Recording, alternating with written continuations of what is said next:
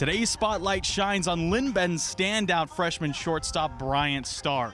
He's been one of the most dynamic infielders in the Northwest Athletic Conference this season, leading the team in runs, getting on base at 371 a clip, and making plays all over the infield. Off and unsung, over top Dick McLean Field here in Albany, Oregon, the home of the Roadrunners. It's a beautiful day for baseball as Linn Ben gets set to take on Chemeketa in a crucial South Region clash, second to last home set of the season, and playoff implications are on the line. Hello, everyone. I'm Brad Whitman alongside Nick Munoz. This is the kind of series that can make or break a playoff picture. Absolutely, Brad. You know, Linn Benton's, they've been playing some of their best baseball lately. With only a few series left, every game seems to ramp up the pressure. So a guy you want to keep an eye on like Starr, this is where legacies are formed, and I expect him to have a big implication today with the way he's playing. And let's lay it out. Linn Ben comes in at 27-7-1, overall 23-7 in South Region play, and they've been controlling the top of the standings all year long. Chemeketa, meanwhile, they sit 23-18 overall with a 15-15 in-conference play record, even overall. They're scraping to stay in the playoff race, and pulling off a road win today would be a big-time result for that. And we'll take a look at the South Region standings. Linn Ben obviously sitting at number 1 as they have been all year long. Southwestern Oregon, the Lakers, sitting at number 2. Umpqua behind them at 3. And then up comes Chemeketa. They're sitting at number 4. They just knocked down Lane Community College to number 5. And those 2, 3, and 4 teams have all been climbing the standings. Now, mind you, Chemeketa moved up those standings after winning the previous doubleheader just 2 days ago versus Linn Benton. They went back-to-back with one-run victories. It was a close matchup. So I have no doubt today's matchup is going to have some exceptional baseball be played. I 100% agree. I'm expecting a solid defensive duel. Both these teams are on the top of the NWAC in pitching and defense, but they have had their ups and downs on offense. You know, one player to keep an eye on that who's had a big impact into that lately has been Lance Kreisberg. The freshman DH is leading the Storm in almost every offensive category, including almost a .330 batting average, 27 RBIs and 8 home runs. Not to mention the last doubleheader versus Linn Ben, he had 4 for 8 with 3 RBIs. And if he can keep up that pace today, we're going to have ourselves a great matchup. But we are going to cut to a quick break. When we come back, starting lineups and first pitch, don't go anywhere. Welcome back, everyone. Getting set to go here in Game 1 of this doubleheader between Linn Ben and Chemeketa. The starting defensive lineups for the Roadrunners on the bump: Brody McMullen, Chase Logan, being behind the dish on the other side of that battery. Jake Dodge over at first, Brooks Avery at second. Bryant Starr, that leading shortstop, getting his start once again. Connor Boyd over in the hot corner. Jackson Farah, Colton Lindstrom out in right and left. And, of course, Landon Lay being out in center field. And for Chemeketa, their starting 9. For their starting 9, we have a few names here that we're going to be seeing coming in new for this matchup. You have Taylor Brynn at the 9 position. Over on the left side, you have J.C. Cleese playing on the 5 with Jack Klee on at the 4. You have Elissa Blackhawk at the 4 as well, with Tyler Rock down on the 9.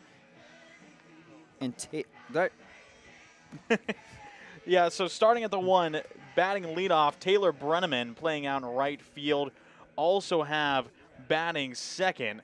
That's going to be Lemming getting the start there over at shortstop, Cody Lemming. Then having the big DH for Chemeketa, the big threat, Lance Kreisberg. He's going to be a big threat for Linn Ben to try and face off. Nick Crawford, the first baseman, batting in the cleanup spot. Brody Hubble batting 5th. Also have Wyatt Hooper, the catcher, batting 6th. J.C. Cleese in the hot corner, batting 7th. Joe Vaccaro batting 8th. And Elias Blackhawk rounding out the bottom of the lineup at 9.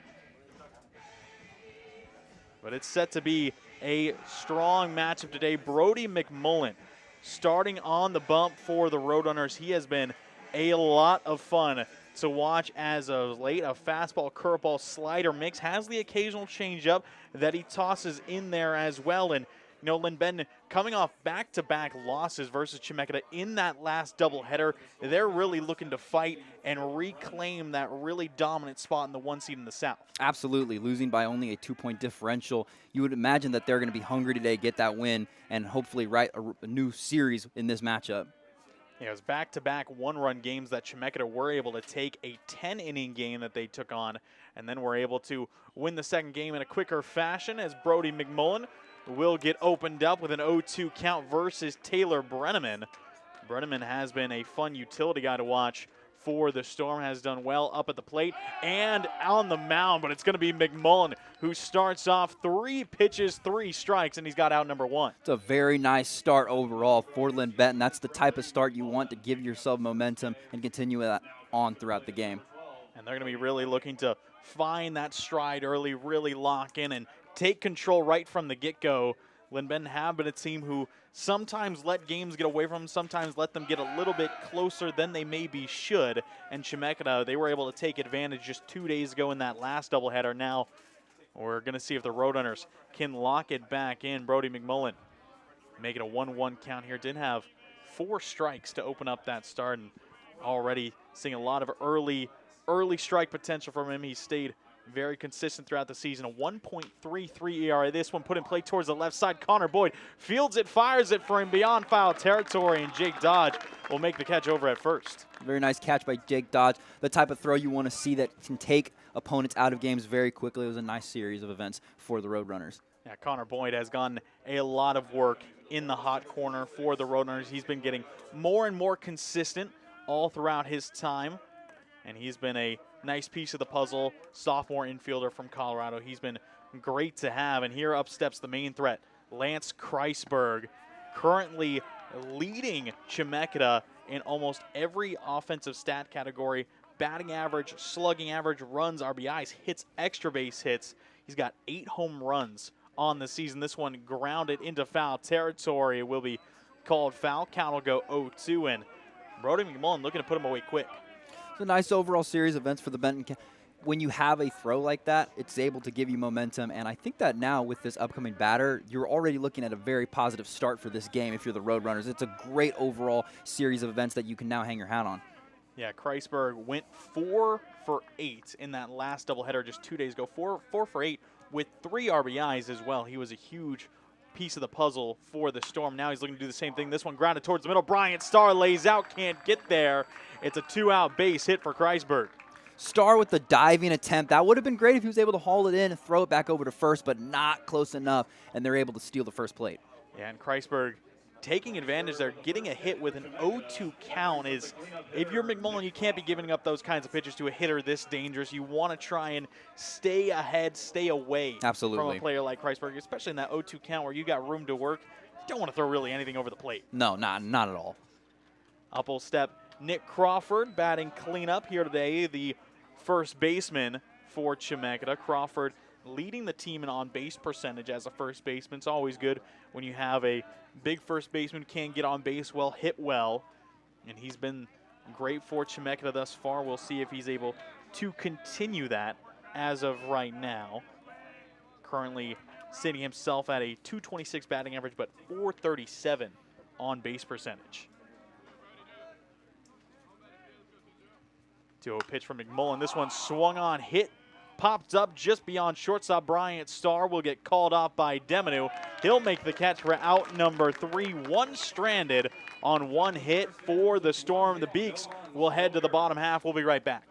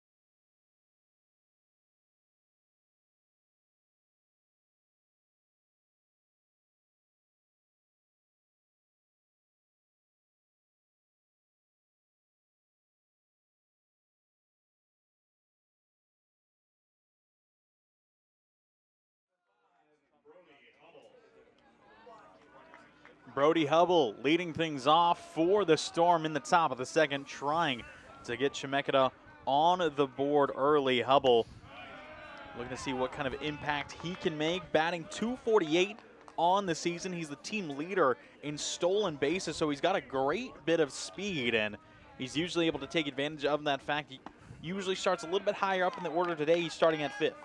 With that explosiveness and speed comes his ability, like you said, to take bases really easily and break away whilst the ball is still in play. So that's an asset for this team. And he's one of the only sophomores on the roster as well. 18 out of 26 on the roster for Chemeketa are freshmen, so a very young team, and that has been a part of the reason for their turnaround. They had a conference program low of 15 conference victories last season. Now they've really stepped things up. It's because they've got a lot of new additions, freshmen, as we're going to see a backwards K for Brody McMullen. He finds himself the second strikeout of the start. It's not a bad start for McMullen's day, already having an impressive first top of the inning. Now to start off the second inning, it's another good start. Yeah, he's always been a steady presence in the rotation. He's had multiple deep outings. He's been really great at escaping jams. That's kind of been his biggest thing. Sometimes he can get into a little bit of trouble, couple walks, couple hits, giving up runners, getting scoring position.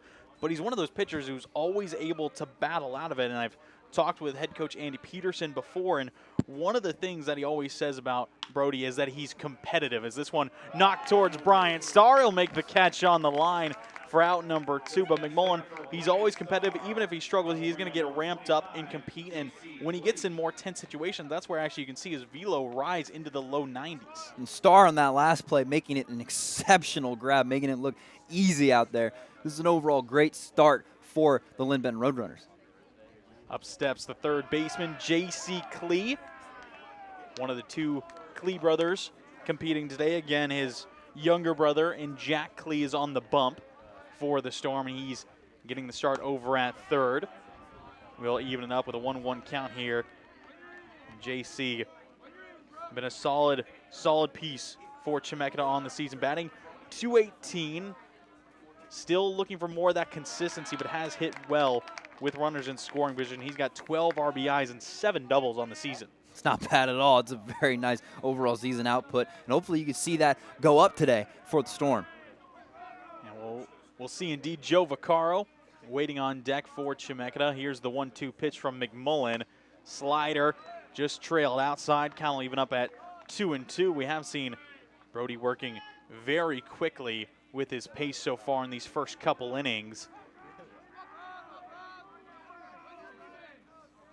2-2 pitch. Curveball by him. Another strikeout for Brody McMullen. 3 Ks in just 2 innings. And Chemeketa will go down quietly in the top half. We'll head to the bottom of the second in just a moment.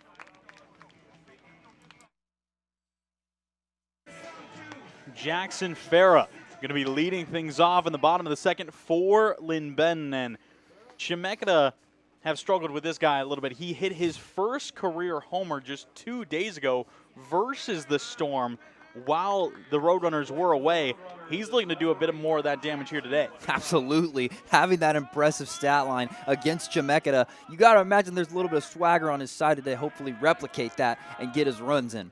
He's one of those freshmen to look out for. 6'5", left-handed left fielder. He's done well in the outfield in his chances, and obviously we've seen his bat work really great as of this season. He's been getting more and more consistent. He's batting .269 on the season, and he's leading the team in slugging at .463.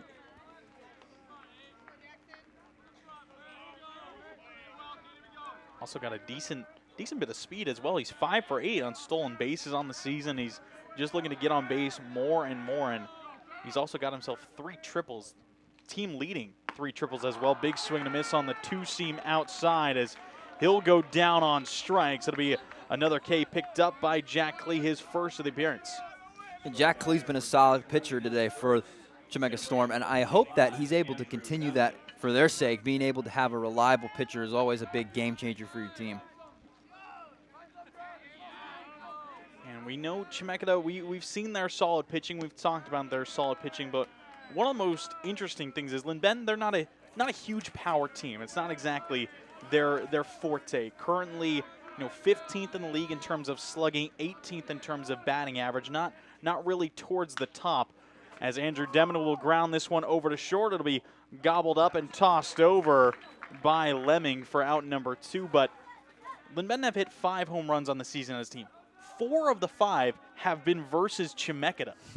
So the Storm got to look at the Roadrunners as a really power-hitting team, when in reality, not so much. Absolutely. It's just they have found their rhythm against the Storm. They really have their number, and they've been pitching great, and they've been batting amazing. So I would assume that would hopefully continue today, and we could see a lot more runs come in. Yeah, but if you want to talk about a power-hitting player, Jake Dodge now up to bat is one of the guys to watch. The 6'5", 225 first baseman for the Roadrunners. He's had himself a lot of strikeouts this season, but that's just because when he swings hard. Exactly, and that's what you want to see from a big pitcher a big hitter like that. Being able to hit the ball as hard as possible and aim for the outer field and see what you can get. He does work a little bit better against lefty pitchers. He works well when he can pull the ball. You can see the slight shift across the infield and outfield. He loves to tear things towards right on that right side of the infield, really just sending lasers through the infield. And when he's able to get a hold of one on the inside part of the plate, that is where he thrives. This one sent back towards foul territory. Running after it is Lemming, but it'll drop foul for strike number 2. You're one away from being struck out, so it's not exactly the best response to such an amazing series of pitching on your behalf. But I'm assuming the Roadrunners can still come back from this. There's still a lot of baseball to be played, but it's not the best start, but it's still a more manageable start to the game. We expected it to be most likely a pitching battle, and that's what we're getting in these first 2 innings. Absolutely. 2 outs, no one on, 2-2 count. Jack Lee looking for the punch out here. Jake Dodge looking to stay in the at-bat. Fastball high and away, will miss. Count goes full. Seen a lot of pitchers across this season like to live on that outside corner versus Dodge. Don't like to give him anything inside. Here's the payoff pitch. This one high changeup, fouled away. And we'll do it again. It's good pitching by Klee so far. He's being able to keep him on his toes, using that power in his right arm, sending it home.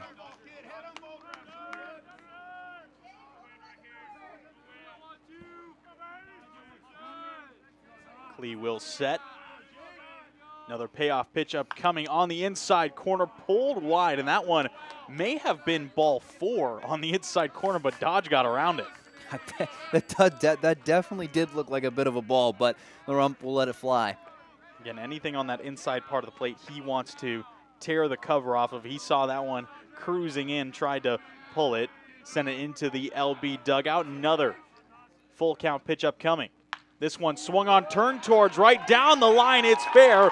Dodge will turn off of first, cruising towards second, and he will stop there. Jake Dodge, a 2-out double to get a runner on. Now that was a nice hit and series of events for Jake Dodge with the strong arm swing out, and now the Roadrunners are already halfway there. His 7th double of the season so far, and he has really been tearing him down that right field line. Again, we saw him looking for anything on the inside. Klee just left that one a little bit up and in, and Dodge saw it all the way, took advantage, and that'll bring up the catcher, Chase Logan, for his first at-bat. If it ain't broke, don't fix it. He uses the right field very well, and he continues there. Chase Logan batting .211, still looking for some consistency at the plate. He does well minimizing strikeouts. He likes to put the ball in play, and sometimes that's all you need to get an opportunity. We go up 2-0 in the count. Dodge trying to score on anything into the outfield. Dodge not the speediest guy on the Lynn roster, and of course standing at 6'5", 225, it's tough, but we have seen a triple out of him. We've seen a few stolen bases as well, as this will be fouled straight back. Once you get that momentum as a runner, you can be able to steal a base. So I'd assume that if this ball could hit outfield and give him enough time to steal a base, he could 100% do it. Yeah, we saw Dodge hit his first career triple here at home just a couple weeks ago, and it was a spectacle, Nick. It really was. Absolutely. It was pretty impressive to see a big dude like that send it home. Yeah, it was into that right center gap, and he was trucking his way through. It looked like he was going to stop at second. Then he got that call from the third base coach, and he put on the gas, and now 3-1 to Logan. This one will miss low and away. He'll get walked, and that'll be 2 runners on for LB. It's a good start so far. Note you avoid the out so you can still keep this alive and maybe send one home. I would expect a big thing out of their next man on the bat here. And that'll be the center fielder in Landon Lay. And it's been interesting to see Lay get the start here today. This being his 14th game of the season. He's only played in about a third of the game so far for Lindben. Most usually a game 2 outfielder who comes in that game 2 of these doubleheaders. But now getting the start in game 1 versus a very solid Chemeketa defensive team. We'll see how he does. Well, that tells me the coaches clearly have a lot of trust in his arm and what he can do at the bat. I mean, that clearly shows that the coaching staff has some faith in Lee, and hopefully he can show that here of why he was given this opportunity to already head up to the bat. Yeah, he's only got 21 at-bats on the season, only 4 hits in those 21 at-bats, equaling out to a 190 batting average, and we'll let this one go. Count will go 3-0, but in his last 3 at-bats, got to give him credit. He's 2 for 3 in those last 3. That's not bad. Again, he clearly must have shown something to the coaching staff that they have faith enough to him to send him out this early. Now he's getting a chance here as this one will miss high. Another walk. So back-to-back from Klee will load the bases, and we're immediately going to see a quick talk on the pitcher's mound as it's going to be a little bit dangerous as the lineup card will flip over. Connor Boyd, the leadoff hitter, will step up once again with bases loaded, 2 outs. And again, Connor Boyd, being the leadoff hitter, doesn't always get a ton of RBI chances, yet he's leading the team in RBIs. Which is exactly what you want to see when you have loaded bases. This is something that now Connor Boyd can capitalize on and maybe send a few home. Not just one, but maybe run up the score early on here for the Roadrunners and take a massive lead early on in this matchup. Yeah, 1 base hit could potentially score 2 as Chase Logan does have a bit of speed as well. Over at second, and we'll see if he's able to take advantage. Dodge off of third, Logan off of second, and of course having Landon Lay off of first. But Klee will set back up after the back-to-back walks. He'll immediately fire strike in on the outside part of the plate. Got Boyd looking. Always good to get a first pitch strike. We'll see if he can build on it.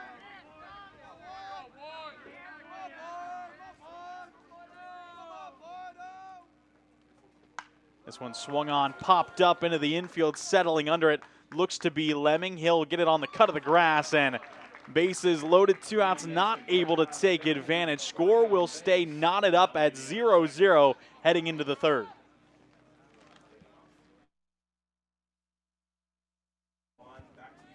The freshman from Bend, Oregon in Joe Vaccaro leading off here for Chemeketa in the top of the third. Brody McMullen continuing to work off the bump. 23 pitches in the first 2 innings, and half the outs he's gathered have been on strikeouts. This is a very nice stat to have so far, and with his amazing start of the day, I'm assuming that this is going to be a very nice series of events for the Roadrunners. They clearly trust this guy to go out and pitch for them, so this should be a fun one. Yeah, McMullen not the biggest strikeout starter that Lindben have. That honor goes to Connor Mendez, but he has been throwing a lot of strikes early and often. As I say it, he'll go down to the count 3-0. But he's going to be looking to battle back Vaccaro, trying to get a pitch he likes, just try and get on base here. He is a little bit speedy, has struggled with his consistency is hitting, as he'll take strike 1. He's batting 172 on the season, but does have himself 17 walks, boosting that on-base percentage to 330. Well, he's already had a great day striking out a lot of their best hitters, so I would only assume that he can keep that up. As this one cracked into left field, it'll be a leadoff single for Vaccaro, and that'll bring up Elias Blackhawk rounding out the bottom of the lineup, and we'll have Brenneman waiting on deck as the lineup card will set to flip over. Vaccaro with the nice hit out to the left. Great way to steal first, and now you have 1 man on base, and that's a great start. And Blackhawk has done well being able to really be a tough out. He's the team leader in walks as of right now. He's got 20 on the season, having an on-base percentage of over 350 as McMullen will go check on Vaccaro at first. Just a quick pickoff, making sure he doesn't go anywhere. Blackhawk, a freshman utility guy from Pocatello, Idaho, traveling here to Oregon to play some JUCO ball, and he has looked impressive in minimal starts. He's got himself 11 RBIs, which is solid by any metric. Absolutely. You know, and Blackhawk, he's done a very nice job of being able to have his name now be put and on notice for the Storm. And I think that's why they have him out here so early as well. You know, you got to imagine the coaching staff also likes this younger player to give him his chances here as he bunts and no good. Yeah, fouls it back, just couldn't quite get on top of it. Connor Boyd already trucking down the line, trying to be ready for it. Is a lot of small ball in the NWAC. A lot of teams known for it. Lynn Ben being one of the most prominent, being coached by Andy Peterson, who played over at Oregon State just a little over a decade ago, and that was his thing, being a player for OSU. He was known for his bunting, known for his small ball ability, and he has brought that into Lynn Ben, and we've seen that replicated all over the Northwest Athletic Conference. You know, it's an important factor to have whenever you can get those lower balls and give your chance, if you have a speedster, to bunt and then take off toward the field like he goes again there for another bunt. Clearly, it's taken over and has a very good coaching tactic to it. Not to mention, a good spot here is if Blackhawk does get that bunt down, you get a runner in scoring position over at second, and then the lineup card flips over. You have the 1-2-3 coming up. It would be a good bunt to put down for Elias. He'll show again. McMullen trying to pick off over to first, no good. Just making sure Vaccaro doesn't get too big of a jump. A lot of testing of Vaccaro early, already 3 checks. Yeah, McMullen just does not want to give any free space as Blackhawk shows bunt again. Now he pulls back, takes the high fastball for ball 3. So a 3-1 count still could put the bunt down, but we'll see if he tries to pull the trigger on a swing here. Yeah, and McMullen, again, he's already had a very good day to start to his day. So whenever you have him throwing these lower balls, hopefully he can not avoid a walk, as he would not want to replicate what happened to the Roadrunners earlier, to the Storm earlier, and have a full loaded set of bases and risk having a early hole to climb out of. That was a great pitch on the low and away corner to extend the at-bat. Full count, runner on, no outs. McMullen will set. Again, firing over to check on Vaccaro. Not trying to give any free room whatsoever. Blackhawk being forced to stay patient at the dish, not only in this longer at-bat, but also having to wait for those pickoff moves to set through. McMullen will deliver. This one low and away, fouled off well by Blackhawk. He'll keep the AB alive. McMullen clearly with frustration of letting the man hit to first base, trying to at least see if he can check him out early, already having several attempts to block a stealing of the first base. And he knows the situation at hand, too. He knows this is the 9-hitter. He knows the 1-hitter is waiting on deck. He knows this would be a crucial out to get, as he'll fire again, but he'll miss outside as he'll walk another on. So a base hit and a walk for Chemeketa. And we're going to see head coach Andy Peterson go out to talk to him with 2 runners on and no outs, as Taylor Brenneman will step back up for the second time. And Brenneman, I mean, he's done well. He struck out swinging in that first at-bat, but he's been very consistent so far. Again, been able to get on base quite a bit. But the other interesting thing about Brenneman is he's actually better on the defensive side of the ball, Nick. He is a utility guy. And in the pitching factor, he's actually thrown the most innings for Chemeketa. He's thrown just under 56 innings total, leading the team. He's got a 5-2 record with a 1.78 ERA. That's impressive. Clearly the guy, as you said, is a utility piece. So him being able to be that versatile on both offense and defense for the Storm, that's a key aspect. You definitely want to see him get more involved then. I understand why they're using him this so early.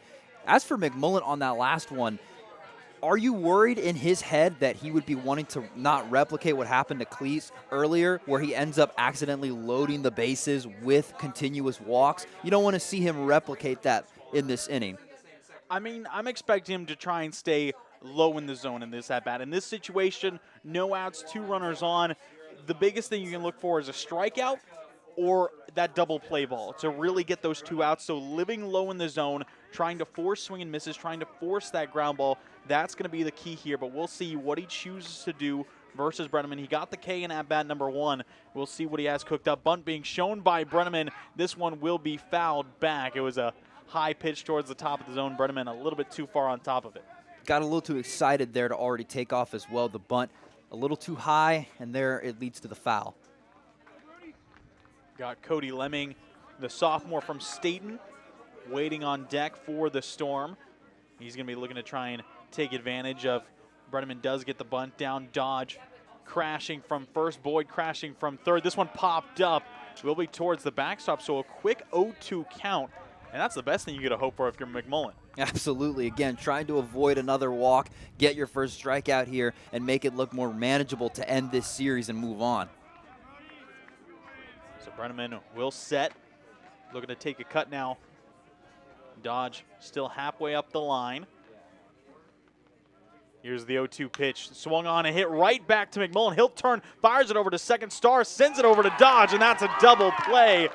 1-6-3 on the double play, and a great heads-up look by the Linn Bend infield. That is an amazing heads-up look. McMullen quick with it, sending it back out to second before going to first. That is an amazing series of events for the Roadrunners, and just like that, you're 1 out away from managing this. However, still keep an eye on the fact that they have a runner on third, so even though it is more manageable, there's still a chance for the Storm to take the lead. Go-ahead runner just 90 feet away. Cody Lemming will step up for the second time as he'll take a change-up for strike number 1. Lemming grounded out to Connor Boyd over at third in his first at-bat. Just turned on an off-speed a little bit too quick. Now looking to settle back with an 0-1 count. This one slider low and away. Got him looking 0-2 count early, and McMullen has locked right back in. And McMullen now with a much better headspace, I imagine, being able to clean up the previous 2 walks and now being able to have a better chance of sending the Roadrunners back to the dugout to bring the offense on. Another slider low and away. This one just missed. It was a good frame attempt from Logan behind the dish. Couldn't quite get it there. And again, we've talked about how well McMullen does while being really under pressure, how gritty, how competitive he can get. We saw that full display with 2 runners on now. Fastball high.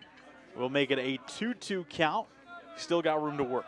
You still do have room to work, and if you're McMullen, this is where you can start to relax a bit. There's a higher chance of you getting this strikeout now, so I'd imagine he keeps his cool here and sees if he can give another fastball.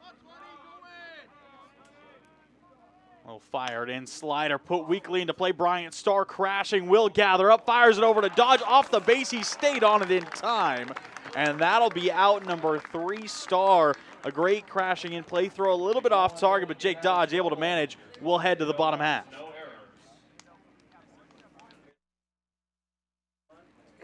Jack Klee out for another inning of work for the Storm. He's got 34 pitches through 2 innings, has a strikeout and 2 walks, has been struggling a little bit with that control. We saw it last inning, but looking to dial things back in versus Brooks Avery. Yeah, and he did have some struggle with that control, as you said last inning, having a full loaded set of bases initially for the Roadrunners. And you would hope that he doesn't recreate that again here and is able to have a little more control with his pitches there. There's another slice.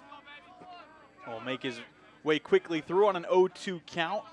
Brooks had a weak grounder over to second in his first at-bat that was bobbled, and he was able to advance on the error, and now will stay alive, fouling this one straight back. Bryant Starr waiting on deck for the Roadrunners to try and get right back into it, but we've seen Klee still looking solid throughout, still has had a good bit of control with that off speed. Now he'll go inside. This one grounded towards third. It'll be ruled as a fair ball. Klee will send it over. The catch is missed by Nick Crawford. Brooks will make it over to second, and that's twice now that Brooks Avery has gotten on through errors. Brooks Avery with the day of luck on his day. He has been absolutely blazing through bases and bases. Again, using that speed, more lighter player, only weighing in at 150 pounds on the dot, using that light frame to take off. Another great series of events that went in Brooks Avery's favor. So it's going to be ruled as a base hit that got Brooks on, so it'll be counted as a hit, and then the error was what moved him over to second base. And now the Roadrunners have a man in scoring position. Bryant Starr will step up. He'll show bunt, will pull back. It'll be called ball 1. But ultimately, we have seen now 2 errors from Chemeketa in these first 3 innings. And again, this has been one of the best teams at minimizing errors in the entire league. And it seems they just might be having an off day. You know, you are one of the better teams at minimizing that, and already you have a rough start. And Starr will do his job on the sac bunt as Jack Klee takes advantage, sends it over to first. But now the Roadrunners will have a man just 90 feet away as Colton Lindstrom will step up to try and take advantage. Again, this guy has knocked in a lot of RBIs over the last month. He's got, I believe, 11 in the last month of his total 14. So he has been on a hot streak in terms of RBIs, and having a guy 90 feet away with 1 out's a great situation. And that's exactly what they've been wanting to do. Starr did his job. He moved Avery to the next mound, and now with Linderstorm at the bunt, you can hopefully see him send him home. Yeah, he'll take strike one early on the low and away corner.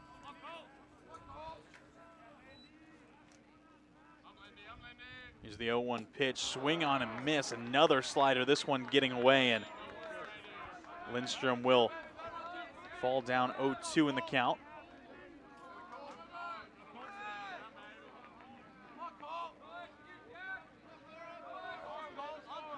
Instead now trying to protect and trying to just put something in play at this point. Low and in slider will miss, count will go 1-2.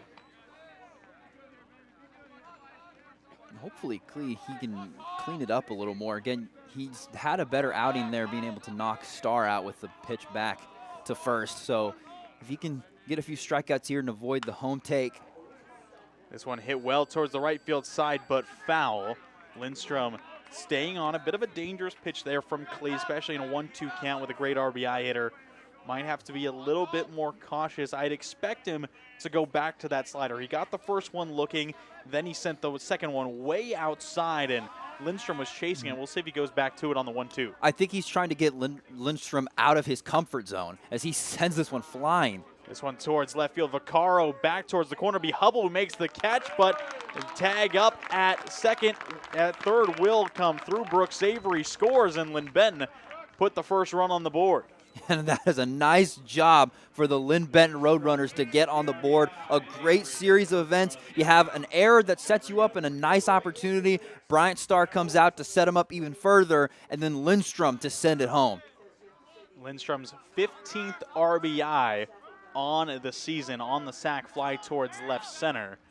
If you're Hubble, there's not much you can do as an outfielder, as Farah will send this one straight back. Again, Jackson Farah, we've seen a lot of power from him as of late. Not to mention, he is on a 7-game hitting streak. He's 8 for 20, batting .400 in his last 2 weeks. Jackson's got an arm, and he's going to see that today as he'll hopefully be able to throw Klee off his game and send one out. As that will be a slider dropping in at the knees for strike 2. Early 0-2 count from Klee. We've seen him work ahead in a lot of these counts now. Just looking to get himself out of this inning and minimize damage. 2-seam away will miss. Count goes 1-2. Farah getting the DH spot here in game 1 of this doubleheader. We've seen him mix in at left field quite a bit, but getting the start over at DH this time. Andrew Deminu, Colton Lindstrom, and Landon Lay being that outfield makeup for the Roadrunners, and mostly that being the reason. It looks like the Roadrunners wanted to give Lay a chance in the outfield to start this first game, so that's why Farah is DHing as this one fouled away. Count will stay up. And giving Lay that opportunity to take an outfielder chance and go run toward another base. You have your opportunity now to set that up with a good series of runs here. And if that works out for the Roadrunners, you're then in a very good situation to start this offensive series already with 1 run in. This one swung on and cracked towards right field. Trailing back is Brenneman, just short. He'll catch it on the cut of the warning track. Not enough behind it, and that'll be out number 3. But Lynn Benton take a 1-0 lead heading into the 4th. Brody McMullen coming out for another inning of work. He's through 3 straight, only allowing 2 hits, 1 walks, and has himself 3 strikeouts. He's looking to keep that pitch count low, but it has been a very efficient start from him here out. Efficient is a good word to describe it. He's been on his game today already with several strikeouts, a few walks in the later innings, but he was able to clean that up with a great heads-up play in the 3rd to keep the Roadrunners away from giving up any runs as the rain begins to pour. I don't think those will change up. Hopefully won't change up his game anyway when it comes to pitching. Yeah, it's been off and on sun, and now it's starting to sprinkle here over top Dick McLean Field. And Lance Kreisberg getting his 2nd at-bat of the day. He was able to poke a single up the middle in his first on an 0-2 count. Would expect McMullen to be a little more careful with him this time around. Will go up 0-2 again. We'll see if he changes up his strategy.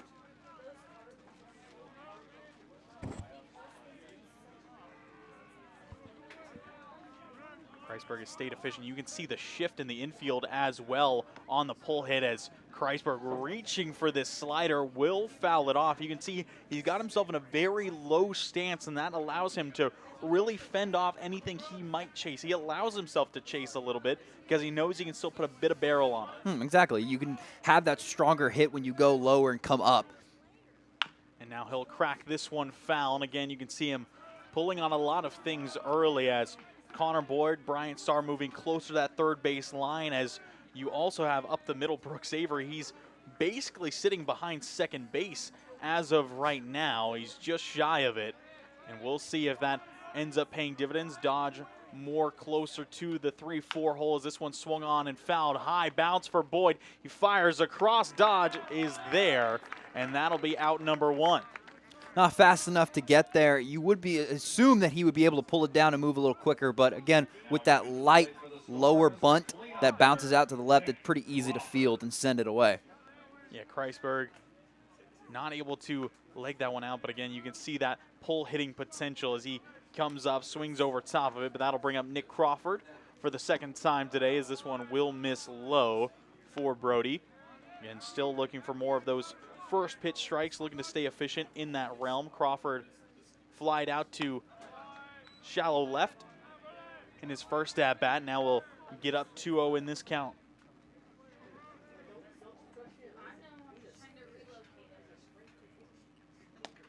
This one miss away early 3-0 count now. We've seen McMullen get himself into a bit of 3-0 counts early, usually having more of those first pitch strikes, but still has struggled with that command to certain hitters. That's a good way to put it. He commands the hitters, and he's been doing a very good job today when it comes to it. So if he can keep that up, this becomes a more favorable matchup for him versus his opposing hitter.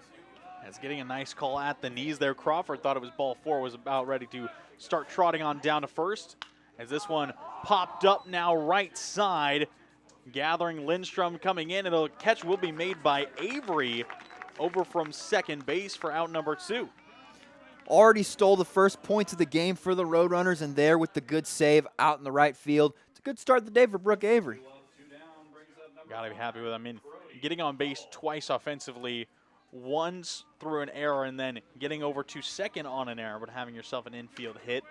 Going to be happy on that metric. Standing well at second base has been more and more of that starting second baseman for Linn-Benton. It's always been one of the positions this season that's kind of always been up in the air. You got players like Brooks Avery, you got Eli Rolfe, you got Seth Willie, who have all been fighting for that spot, but Brooks Avery gotten the majority of the starts as the count will go 1-1 to Brody Hubble.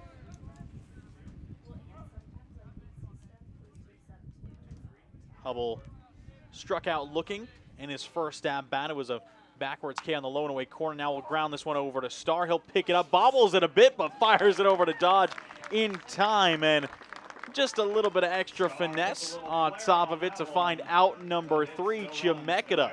Still nothing on the board through 4. We'll head to the bottom half. Could have been a bad series of events.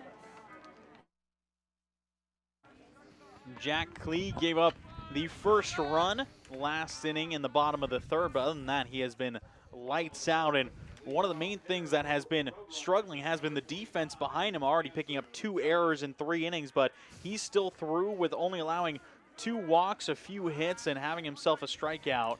No earned runs. The only run he's allowed was, of course, on the back of his defense, so 1 run allowed, but no earned runs on his back. So when you take that away, we mentioned it several times before, Chemeketa has been very good at avoiding errors, one of the best teams at doing it. So it's been really strange to see the back half give up that so many errors already and then have allowed a run too. But like you said, if you ignore the 1 run that really wasn't his fault, Klee's still been having a very good day.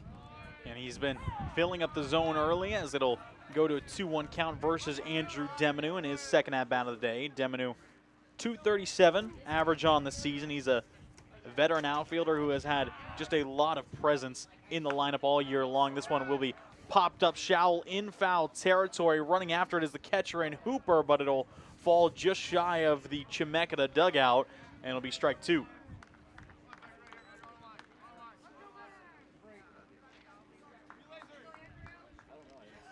been 1 strike away already.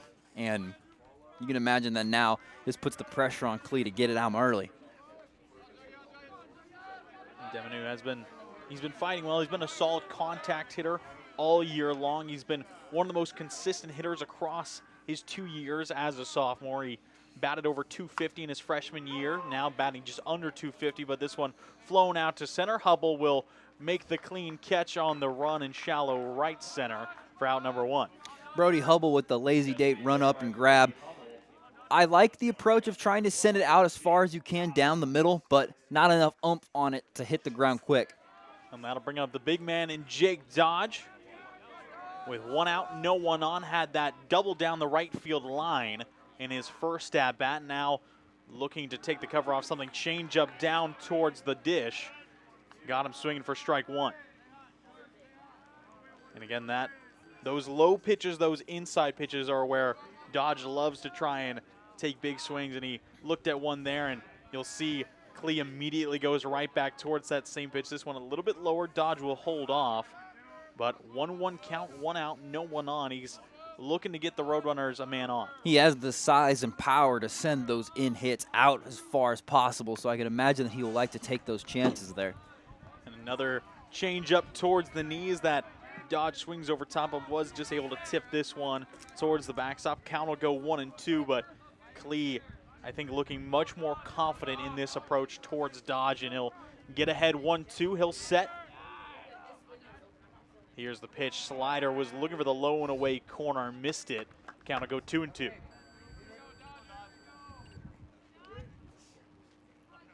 Klee sitting at around 60 pitches now through just 3 1/3 as of right now, looking to lower that pitch count a little bit more, but these LB batters have been fighting with him early on. Yeah, and when you have the batters trying to make these plays early and have him throw off, they're trying to get in the pitcher's head, throw him off his game. So whenever you have Klee try to fight back with that, throwing the low balls, get him off the, again, he's a huge dude, a lot taller than you'd expect to go for a lower ball, so get him out of his comfort zone and try to get your best hits in. That was a great pitch from Klee, just missed the low and away corner with the slider, was trying to get Dodge looking, just about did, but the count will go full. This one inside, swung on and turned, stays in foul territory, and Nick Crawford will do it himself for out number 2. Another easy send out for the outfielding defense to field. I like the approach of having the lower hit for Dodge, but again, Klee with another great send that allows the hitter to send it not as much power on the hit as they would want, and they're able to recover rather quickly. That'll bring up Chase Logan with 2 outs, no 1 on. He'll swing at the first pitch he sees, fly it out towards left field. Joe Vaccaro stepping in. He'll make the catch in time for out number 3. A quick inning of work for Jack Klee as we're through 4. The Roadrunners still up 1-0. Brooks Avery been sharp over at second in these first 4 for Lin-Ben. He's been playing well out in the field, getting the start here today for the Roadrunners. Also been doing well on the base paths, being the 1 run to come across so far in this game. We'll see if he continues to work out in the middle infield. Yeah, he's had an amazing day so far with the 1 run. He was able to take advantage of an error, a very uncharacteristic error on the back half of the Chemeketa defense, and being able to take 2 and then before being set up by Starr and then Linderstorm to take home. With that run being so impressively lucky, he has to have a lot of momentum on his side right now, and you can expect him to play very well moving forward. Wyatt Hooper leading off for the Storm here in the top of the 5th versus Brody McMullen. Trying to get a base runner on early for the Storm. This pitch will miss high to Hooper. Number 3, Wyatt Hooper. Hooper being the other end of the battery here for Chemeketa in game 1 of this doubleheader, batting .231 on the season. The freshman 5'7" at 165, grounds it over to Avery. He'll send it over to Dodge, who will pick that one up out of the turf for out number 1. It's an easy ground hitter there, fairly easy defense to block that and send it home. It's an easy out for the Roadrunners. And that'll bring up J.C. Klee for his 2nd time up. Struck out in his first at-bat, and now just looking to put something in play versus McMullen. Ultimately, I think if you're Chemeketa, you're just looking to try and force him out of this start because he's through under 60 pitches, through 4 1/3 right now. He's working very sharply, keeping that pitch count as low as possible, and of course only allowing 2 hits, no runs. It's a very effective day so far for McMullen. He's already made the throws he needs to make, and if he keeps this pace up, he's going to be easily getting game ball from coach.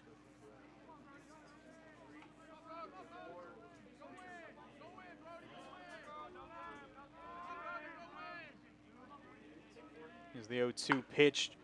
Looked to be a changeup inside, fouled off well by JC. Keeping things in. It is a little bit tough with 2 Clees out in the field for Chemeketa, having Jack Clee and JC Clee, brothers from Beaverton, as a big swing and a miss as JC Clee will go down on strikes for the 2nd time here today as Brody McMullen picks up his 4th strikeout of the appearance. And McMullen has had himself a day with how many strikeouts he's been landed. Again, having a reliable pitcher really does mean the world for you, not having to get your sub-ins or have other pitchers take the mound and mess up any kind of synergy you're having. It's a very good thing to have a McMullen on your team. Yeah, Lynn, one of the most consistent teams in having their starting pitchers be really the main threats, always kind of have been in these past years where Lynn has been dominant, of course, are the reigning NWAC champions, and of course got another championship back in 2022. So 2 championships in the last 3 years, and main cause of that has been that pitching. As another ground ball towards Brooks Avery, he'll collect it, sends it over to Dodge for out number 3. Another quick inning of work for Brody McMullen. We'll head to the bottom of the 5th. The Roadrunners still leading 1-0. Landon Lay leading things off here in the bottom of the 5th for the Roadrunners. Trying to become another base runner here as the leadoff hitter got walked in his first plate appearance. Was able to get on, provide a little bit of pressure for Lynn, now looking to do it again. Yeah, and the thing with Lay is that we mentioned earlier is that he's being involved rather early on here, being usually a 2nd game hitter. They're having him here in the 1st, and that, again, showed signs of the coaching staff having some faith in that arm and what he can do with the hit as he lean drives in an error. And this one is going to be quickly grounded through the middle. It just got by Elias Blackhawk, and it will be ruled a single up the middle for Landon Lay, and that's huge as he's 3 for 4 in his last 4 at-bats. And that's exactly why you have him at bat. Again, the staff thinks that he can make those type of plays, and there he's showing it again. Yeah, he's trying to win himself in a spot going into the playoff picture for the Roadrunners. As the playoff race has been tight along the south. Connor Boyd will lay down a bunt from behind the dish. It will be put up. Boyd not there in time. A good play from Wyatt Hooper behind the dish to get the bunt for an out, but job well done by Boyd as he'll advance Lay over to 2nd. And with how good the Roadrunners defense is, you would think that this maybe could be the method. The same way they got Avery home is just continuously using your amount of strikeouts and just sending more players out to progressively move your one man out there more and more until he can take home and get a run in. Brooks up to bat now, 1 for 2 on the day. Has gone on with a single and an error. And now trying to get on again. Anything into the base pass, grounded up the middle very well. Could result in a run. Lay does have a decent amount of speed. This one poked out towards 2nd. It'll just be flared in. Catch will made by Blackhawk for out number 2, and that is a gift for Chemeketa. That is a gift for Chemeketa, packaged right into the hands of Blackhawk. And now you start to lose a little more momentum when you're the Roadrunners, when you had a great start to that series, getting a man already all the way to 2nd. So let's see if they can make a quick turnaround here. And Bryant Starr trying to get it back 1 for 1 with a single and a sac bunt. This one lined towards right center. This is going to be an RBI. He's hunting for extra bases as well. He will cruise into 2nd head first, and an RBI double for Bryant Starr. And Starr, with the nice dive to save himself, takes 2, and you're able to get a man home and get your 2nd run in on the day. What a series of events for the Roadrunners. LB up 2-0 as Star collects his 9th double of his career. He's leading the team in double and extra base hits, and that is why. Got a good bit of power towards those gaps, and obviously having the speed to back it up as well. That'll bring up Colton Lindstrom, who has the other RBI logged for the Roadrunners, now having some more speed off of second. He's looking for an RBI as well. Absolutely. You know, you were able to now send 2 runs home, being a part of the earlier one. Let's see if he can have another chance to get his second RBI, as you said. That'd be a great day for Linderstorm. And Jack Klee has had a little bit of weakness exploited. This one bouncing towards third. That is going to be an error by J.C. Klee. Star will come around to score. And another error from the Chemeketa infield, their third in just 5 innings. We might have jinxed it, Brad. Earlier today, we were saying how great they were at cleaning up errors and avoiding them. And here you have several that have set up pretty much every positive play that the Roadrunners have had. And now you have 3 runs on the day with 2 in the bottom of the 5th. What a complete shift in tone. This was a back-and-forth slugfest, and now it's looking out of reach with how this game has been going. And this is going to get Jackson Farah on the shin as he will walk out. Now we will see a pitcher's meeting here as, again, things have gotten away from Chemeketa quite a bit throughout. Again, the errors coming through. That is now the second unearned run to come across for Lindben. And you got to give still respect to Jack Lee. He struggled a little bit. His pitch count is getting up there, but he still stayed pretty efficient. Ultimately, the infield is not backing him up. It hasn't been today. Again, like you said earlier when we were discussing it, Klee has been having a great day, but his one error has been partially on the defensive side and that backfield, just missing low driving balls, letting them go way farther than they should. It's usually been on the outside as well, with the exception of that one run that sent Lay home to run. And maybe Klee can clean it up by having higher, stronger throws, but at the same time, though, again, he's been having a good day. He really has been having a good day. It has been the back half that has been having a rougher stint today than the pitching. His defense behind him has just not been there, and we'll see if that cleans up. Andrew Deminu, he's 0 for 2 to start his day, trying to find himself a hit, maybe knock in a 4th run for Lindben as they put 2 across here in the bottom of the 5th. And again, we've seen one of them earned, one of them unearned, as, you know, 2 out of the 3 runs scored by Lindben being unearned. That is a huge thing that needs to be addressed if you're the Storm. That is something you want to address. That just shows a series of errors on your hand of not being able to field the outfield well enough and allow the Roadrunners to take advantage. And this one cracked over to J.C. Klee over at third. He'll be able to take care of this one. He steps on the bag for out number 3, but Lindben pick up 2 more. They're up 3-0 heading into the 6th. Colton Lindstrom picking up 2 out of the 3 RBIs, helping put runs across for Lindben early on as the Roadrunners up 3-0 through 5. Chemeketa still looking to get their offense started, still looking to lock down their defense and lock down those errors, but Brody McMullen has been standing in their way every step of the way. He's through 5 innings on 65 pitches, only allowing 2 hits, 1 walk, and no runs. And all the momentum has swung completely in the favor of Lindben. You have 2 runs at the bottom of the 5th, now heading to the top of the 6th. You are in a much more favorable start with how good the pitching has been from McMullen. This is now a situation where you can walk away with this and either stay at the same score of 3-0 or run it up even more. Again, the defense for Chemeketa has not been there today.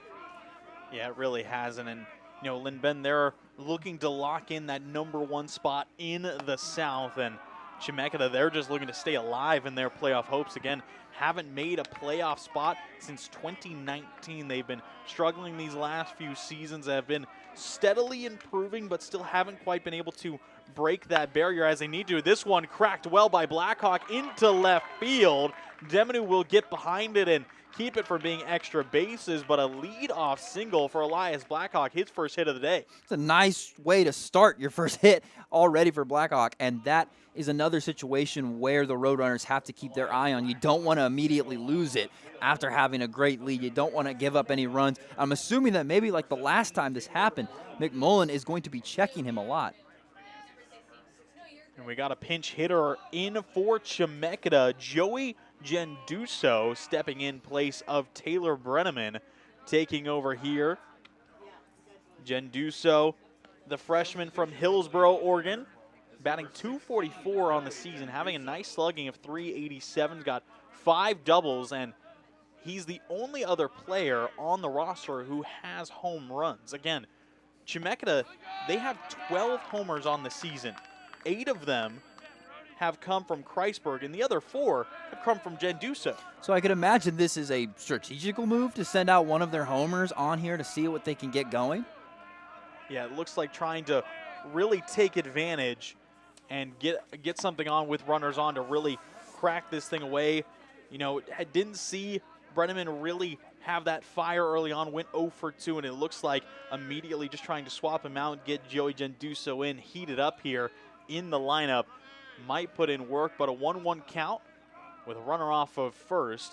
We'll see how McMullen chooses to deliver, goes low and away, picks up strike number 2, and he has been living on that corner, low and away to those right-handed hitters. He has, and when you have those low-handed hitters, you're going to try to throw obviously high. You're going to try to avoid that box of frame of where they can hit the ball and swing their best. So having this more versatile pitcher like McMullen at your disposal makes it much easier to combat either type of hitters that Chemeketa can throw at you.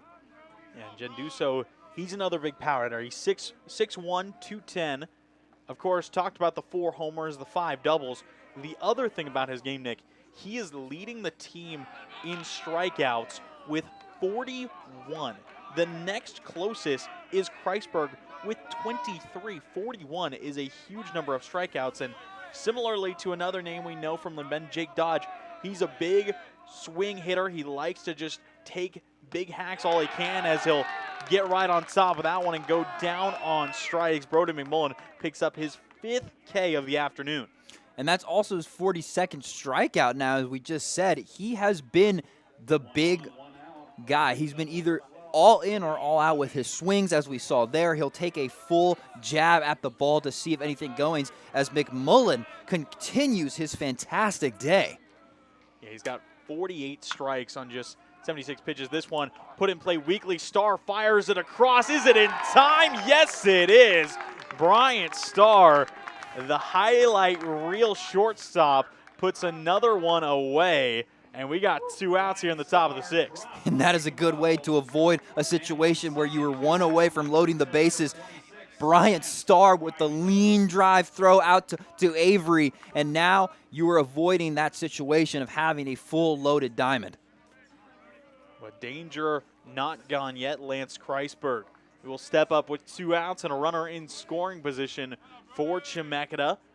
Trying to take advantage, cuts this one down the third baseline in fair territory. Runner coming across. Kreisberg will chug for second. He will get there in time. It's an RBI double for Kreisberg, and Chemeketa are on the board. And now Chemeketa is feeling a little more confident with their next series of swings, as they're able to get a man on the board. The nice RBI and 2 steals as well, being able to make it all the way to second. A good run there for Chemeketa. Kreisberg 2 for 3 on the day, picking up his first RBI on the day. He's now sitting at a team-leading 28 RBIs, which, again, is just a huge number. Keep in mind, next closest is Brody Hubble with 16, and he's now at 28. And there he was showing his skill there with another RBI. He's been the man who's have that strong swing to set up his fellow teammates to have the best opportunities to take home. I assume they strategically put him in the lineups in order to set up the best situations for their people to take home base with a good run. Chase Logan, quick talk with his pitcher, got him to smile a little bit, keep that attitude up even after giving up his first run. Still 2 outs here in the top of the 6th, just looking to put 1 more away, get the Roadrunners back on the bats in the bottom half. Will start out missing just below the knees. Count will go 1-0 early to Crawford. We'll see if Crawford can knock another run through. Does have himself 11 RBIs on the season. Kreisberg, a big secondary lead, will crack this one into left. Demanu crashing, loses it in the grass. Kreisberg will come across to score back-to-back hits for Chemeketa, puts back-to-back runs across. It's a one-run game. And this is going exactly like their last matchups against Chemeketa. They take an early lead, it looks like it's in home, and then all of a sudden the Storm come storming back and make it a manageable game. They're one run away from tying it up. It's the power spot of the lineup being that 3-4 spot with Kreisberg and Crawford, and they're able to take full advantage, getting 2 on with 2 outs, and now lazy cut there from Brody Hubble as that one will go by him. 0-1 count. And Chemeketa have done well battling back, finally piercing through Brody McMullen, who has been so strong throughout this start so far. This one fouled back and away from Hubble. Count will go 0-2. McMullen, you'd imagine there's more pressure on him now to not send another walk-on or to have a strike. Or excuse me, he would aim for the strike. This is the favorable chance to have that. Yeah, giving up 2, always tough, especially in a close game like this, not having much of a cushion at all. Now trying to battle right back in. Almost got the chase out of Hubble on the slider in the dirt. Couldn't quite. Count goes 1-2, 2 outs. Crawford off of first. They're going to move on any contact. McMullen will set. The 1-2 curveball low and away, and you can see gets ahead in that count, then works his off speed all over the plate, usually living low, trying to get some sort of chase. Yeah, and that's the ideal way to maybe strike the other man out on the first base, by having a low ball that you can pick up quickly and send it to your second baseman and walk the Storm back off the field. Here's the 2-2, another slider, kept well in front by Chase Logan, but 3 straight balls there, and it will be Brody Hubble getting back into the count. In a Brody v. Brody matchup here. Brody McMullen versus Brody Hubble. Paradox moment here. 2 outs, runner on. Here's the payoff pitch. And this one down into the turf as well. McMullen will give up his second walk of the day, as there is a roadrunner getting warm in the pen. Would expect McMullen to finish out this inning. Is sitting at 86 pitches as of right now through 5 2/3, and giving up those 2 runs, seeing that weakness a little bit. We'll see if things change, but Crawford now in scoring position off of second, Hubble off of first. And Wyatt Hooper looking to try and put the tying run across. He'll swing at the first pitch. He sees Star, can't reach it. It's another single. This one will be sent in, not in time. It's a tie ball game. And now this one will get away from Brooks Avery on the throw attempt. Another run will come across, and a timely error for the Roadrunners, and Chemeketa have themselves a lead. Wow, what an awful, awful turn of events for Lynn Benton. 4 runs, the exact amount to take the lead by 1 in 1 top inning. And just like that, the crowd is back to their seats. The momentum has completely swung out of favor, and the Roadrunners at the mound saying, what just happened? Yeah, it was a good hit from Hooper over the middle. Bryant tried to reach it on the hop, couldn't quite do so. And then once the throw got back in from Landon Lay, it was Jake Dodge who cut it off towards the mound, tried to get Hooper at second. Instead, shanked the throw wide and low. It got away from Brooks Avery, and that allowed another run to come through to make it 4-3. We went in to the 6th with the Roadrunners leading 3-0. They had all the momentum going. Brody McMullen looked unstoppable, and suddenly it's a 4-3 ball game for the Storm. Yeah, the Dodge, he tried to make it happen by throwing out to his outfieldman, but not, well, too much momentum, honestly, on it. He tried to swing it a little too hard, and that's what really resulted in it. We watched the replay, chipped his glove, went a little too low with it and way too fast. As we do still have looks one like we have baseman out. a pinch runner in now in Brody Hinsdale. New hitter up for Chemeketa, taking things over for J.C. Klee. We'll see how Hinsdale is able to work. Another Brody versus Brody matchup. Hinsdale batting 160 on the season, 344 on base percentage, has a few RBIs under his belt, the freshman from Florence, Montana. Will go up in the count 2-0. And now Hinsdale, when you bring in a pitch hitter, this is, and again, another strategical attack. If they can take a 2 lead here by having another strong lead out, this is a completely different ball game now. It looks like Coach Peterson will elect to keep McMullen in for now, electing that he can't have that faith to get out of this top half of the 6th and really get back on the bats. Don't think we'd see him return in the 7th, as count will go 3-1 here, struggling a bit with that control, still trying to lock it back down here in a tough situation. In a situation that is much more dire for the Roadrunners, as we've seen both of these teams play very good defense in their last matchup, so you're going to have to earn every run here. And now that you just choked away an early, what seemed like comfortable lead, you're now going to have to take a different game plan and approach with this. Yeah, Hooper leading off of second,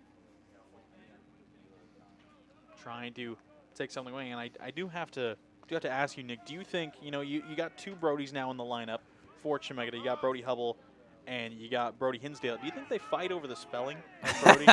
I would imagine so. They have to come up with team names. Fan Pro Shop, they have to come up for the jersey names. I wonder which one gets the Brody. I mean, Hinsdale will walk, and Brody Hinsdale does spell it with an I-E, which I don't think I've seen before. No, it's not. Yeah. Hubble spells it with the traditional Y, but that'll bring up Joe Vaccaro here with 2 on, 2 outs here for Lynn-Ben, and we're going to see a pitching change here in the top of the 6th. Brody McMullen, his day will be done. We're going to cut to a quick break before getting you that pitching change. We'll be right back.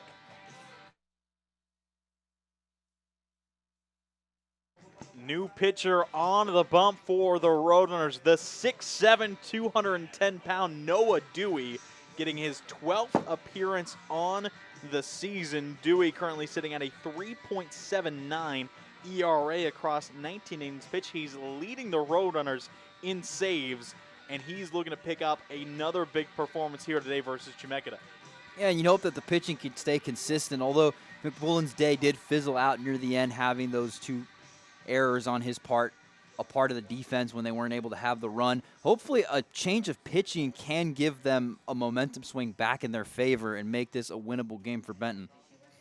And this is Chemeketa's first time seeing Dewey on the season, as Noah, his last appearance was back on April 26th. He threw an inning and a third, allowed no hits, no runs, and only 1 walk. He had 2 strikeouts in those 4 outs as well. So he looked good in his last showing, looking to bring that to the table once again in a tough spot. 2 runners on, 2 outs. Chemeketa still looking to take advantage. Joe Vaccaro, he's 1 for 2, looking to put another run away for the Storm.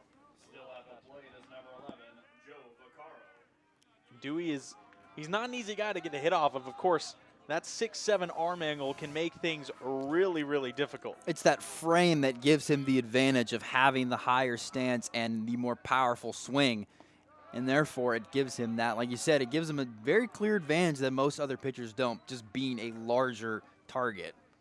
Not to mention he leans more into that 3/4 arm angle, a little more out to the side, and that makes it really tough for right-handed hitters, because that ball sometimes can look like it'll start more at your head. Now he'll snag this one out of the air, sends it over to second for out number 3, and that'll be it. And at a 6'7" frame, you're able to catch that one over your head. And there you have it. That'll end the top of the 6th, but Chemeketa take themselves the lead. We'll be back to see if Lynn-Ben can grab it.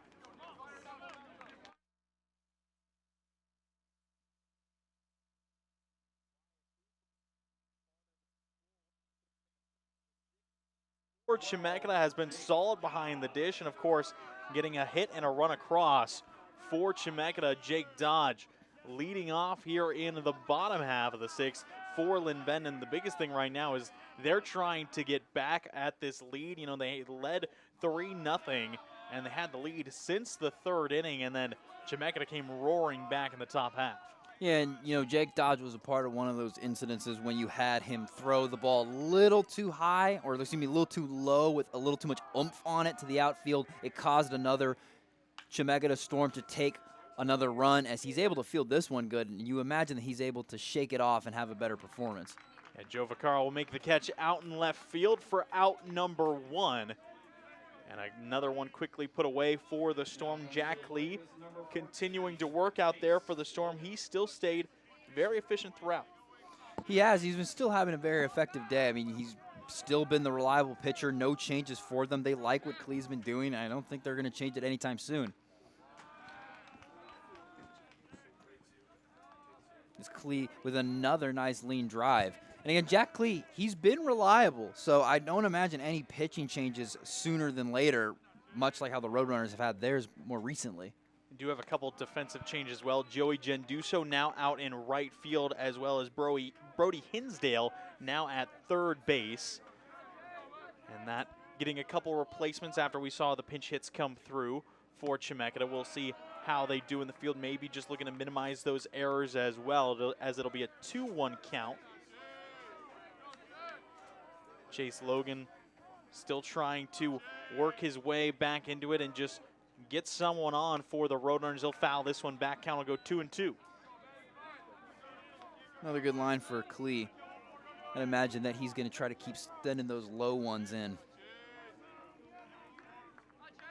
He's continued to deal well here for Chemeketa. He's allowed those few runs, but ultimately still only 1 earned on his part through 5 1/3. He still stayed efficient, just missing his spot there.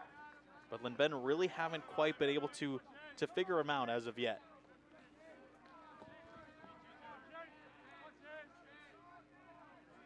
One out, no one on. Here's the payoff pitch from Klee. Swung on and fouled back. Logan will stay in it. Landon Lay waiting on deck for his opportunity. Did get that single up the middle in his last at-bat, looking to try and pick up another hit. Would love to have a runner on for it, as Logan will foul this one away as well. He'll stay alive in the full count. A lot of fouls recently with these swings, but Klee's been sending them good. Like you said, he's been dealing a very good day, and he continues here.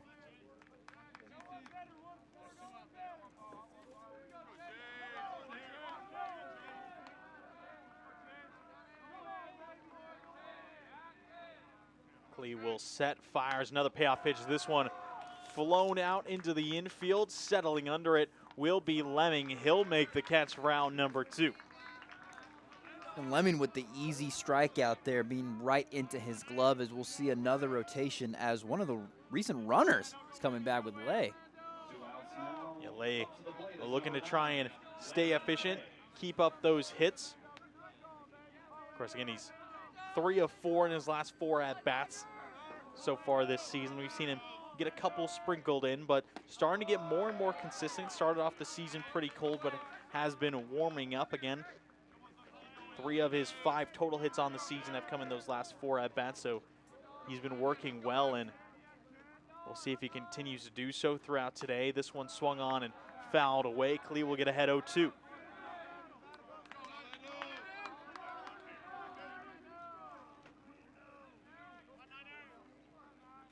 Klee with another really nice swing, or excuse me, with another nice throw, trying to get Lee off his game.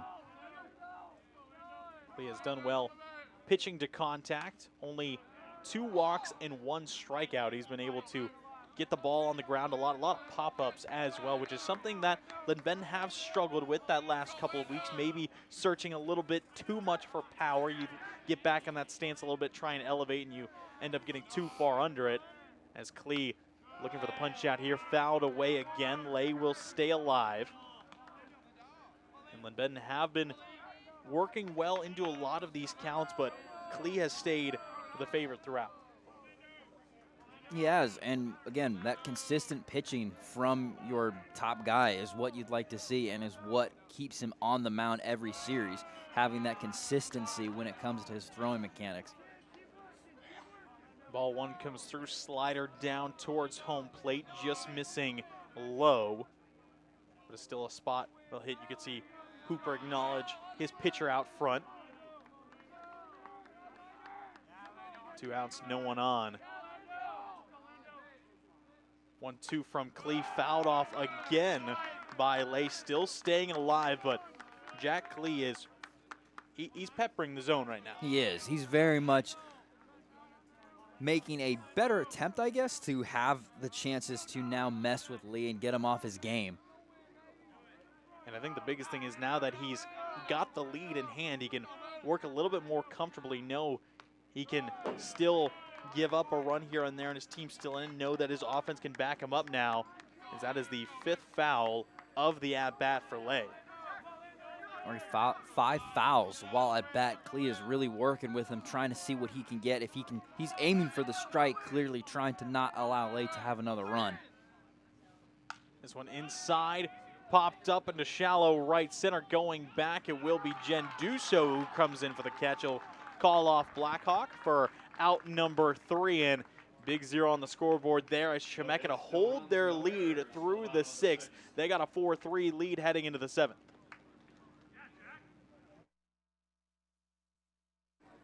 Sun shining down here over top Dick McLean Field. Noah Dewey out for another inning of work. Elias Blackhawk, the first player to meet him here in the top of the 7th, and Dewey looked good in the 1 out that he got in that last inning, taking over for Brody McMullen, and he's looking to continue the deal. We'll see if Chemeketa can start to figure him out. We saw it with McMullen. It was 5 great innings from Brody there, kept it scoreless, but then in that 6th, there were just a couple things that went wrong, a couple hits given up as Chemeketa really started to find that momentum, and Dewey, a good reset for Lynn. And it happens, you know, you let accidentally a few mistakes begin to dogpile and eventually you lose control. But here with Dewey, it gives you a new chance to have a different type of momentum swing your way and have a different chance to have a better setup overall for your game plan. Count will go 1-2 to Blackhawk. He's 1 for 1 on the day with a single and a walk. So he's gone on the 2 times he's been up. As again, the weather today has been all over the place. Really, we saw sprinkles earlier on, but Dewey will set him down on a curveball inside. Dewey picks up his first strikeout, and a beauty at that. It's almost like Dewey made the sun come back out with his new style of pitching, already being a positive change for the Roadrunners. I mean, ultimately, it is just Pacific Northwest baseball at its finest. Absolutely. You love it. Dewey will get a nice first out. Now we'll try and stick with it as Joey Genduso will step up for the 2nd time in place of Taylor Brenneman.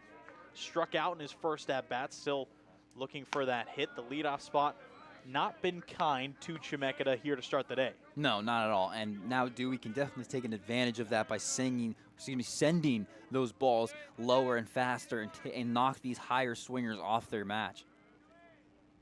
1-1 pitch high, a little bit too high up above the letters. Count will go 2-1.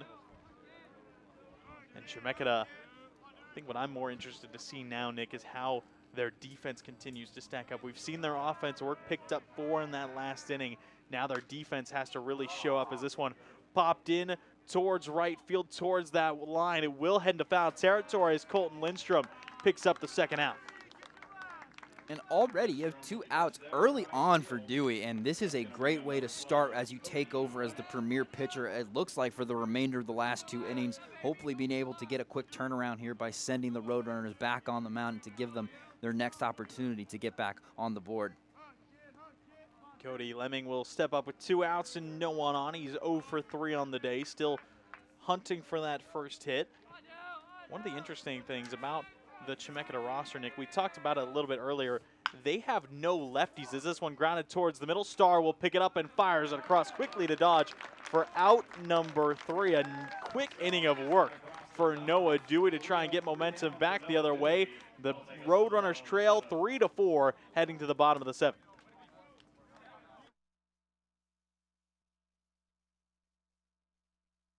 Jack Klee out for another inning of work. 6 innings pitched, 89 total pitches so far, only allowing 2 walks and 1 earned run. 3 runs total, but 2 were errors on the infield. He's only allowed 1 himself, has 1 strikeout. He's been very, very good all throughout, been limiting damage as much as he can, and Lynn really haven't figured him out consistently. No, and again, no changes for the pitching today. He has been the consistent man on the mound, and that will hopefully continue as they can put this away with only just a last bottom of the inning and then 1 more to go, and they might be able to walk away with this close win.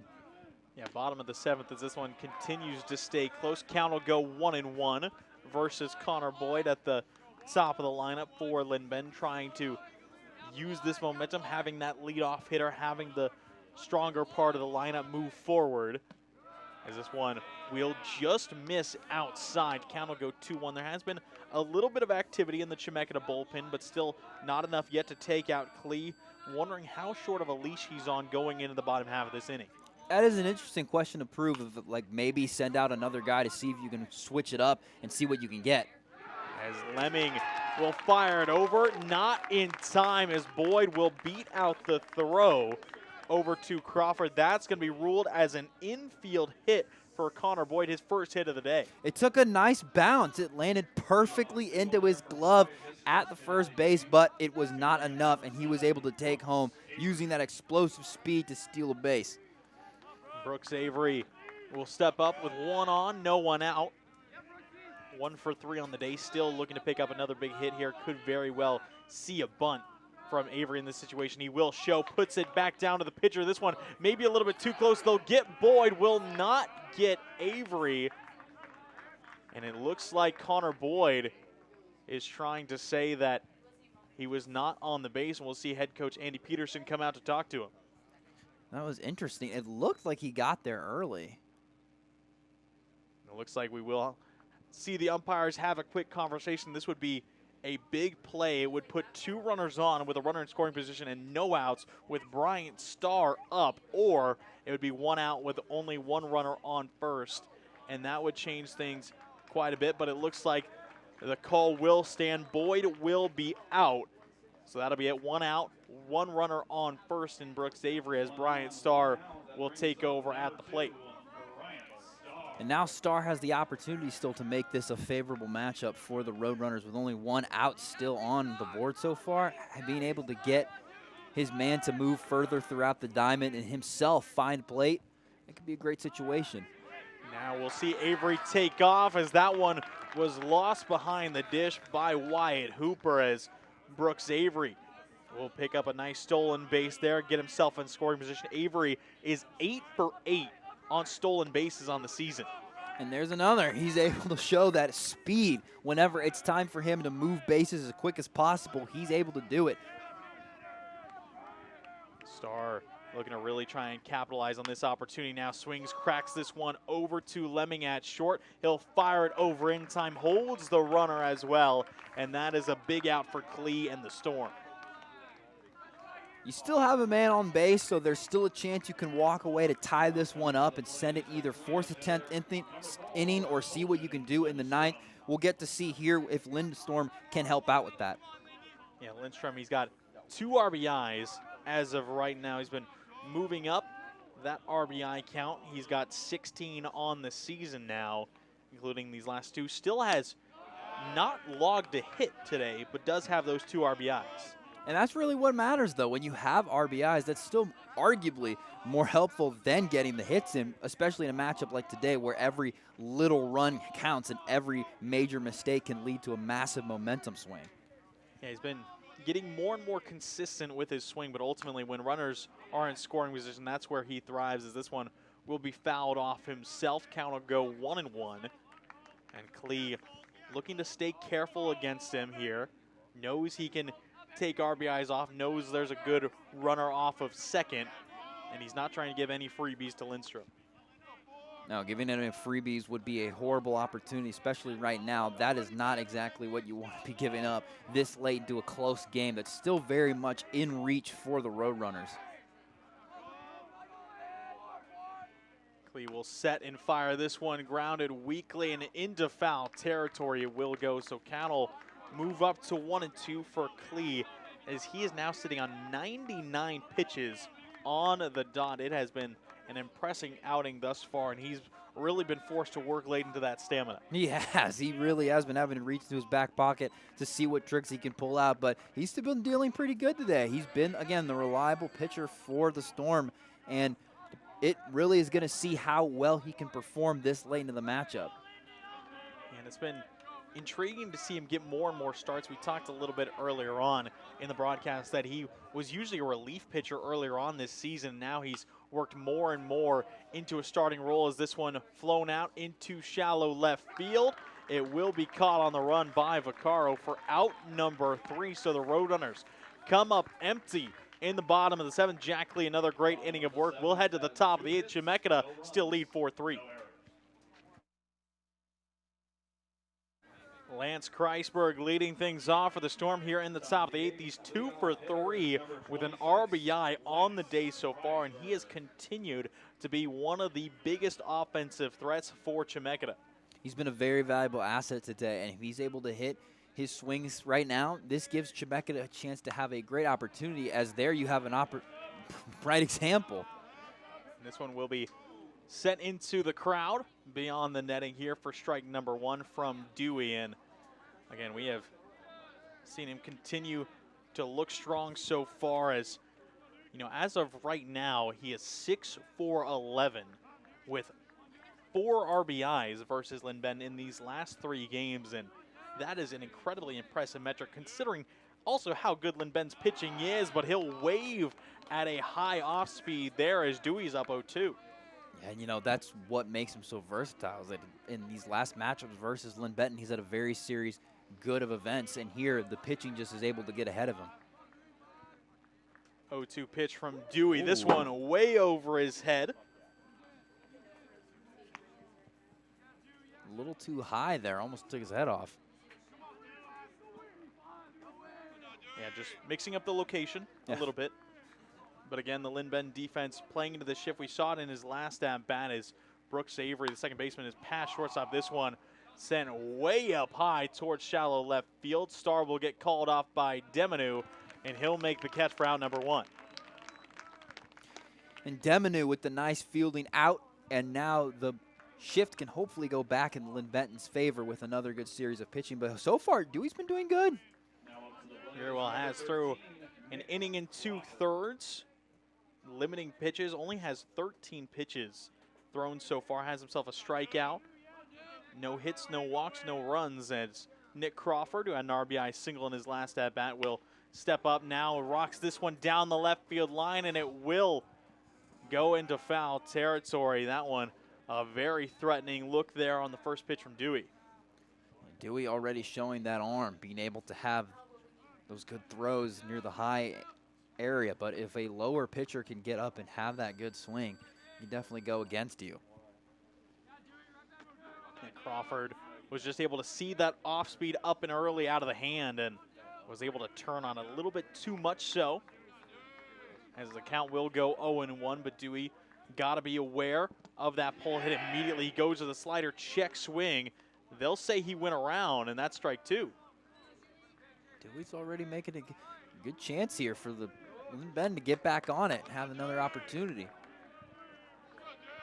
This is one of the most threatening looks we've seen from Noah Dewey all season long. He's been very efficient throughout, but this being one of the scariest looking forms of Noah Dewey that we've seen, as he picks up the backwards K, his second strikeout of the appearance for out number 2. Noah Dewey knows that he's now very much in a good state of mind. He's going to continue laying it on hard against the incoming Storm.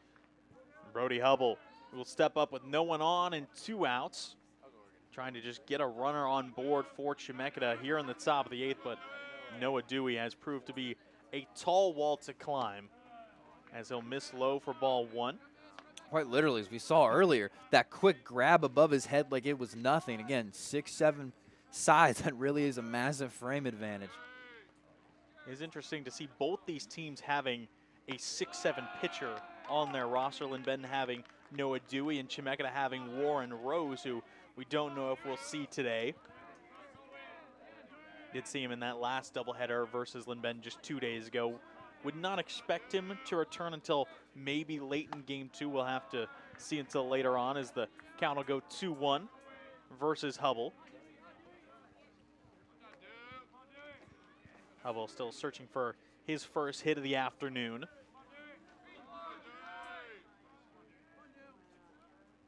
Dewey will set and fire this one, crack towards Avery on the dive, makes the stop and gets it over to Dodge, falling off the bag, but he hangs on to it. What a stop from Brooks Avery, and what a way for Jake Dodge to hang on and pick up the third out. An electric defensive showing, but Lynn still trailing heading into the bottom half.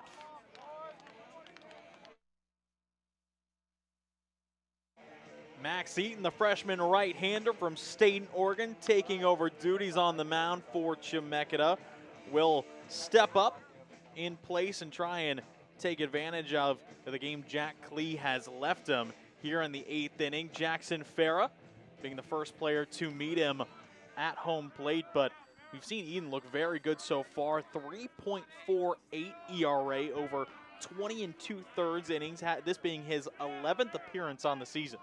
Eaton's, whenever he's allowed to take the mound, he's shown what he can do, and what he can do is pretty still effective.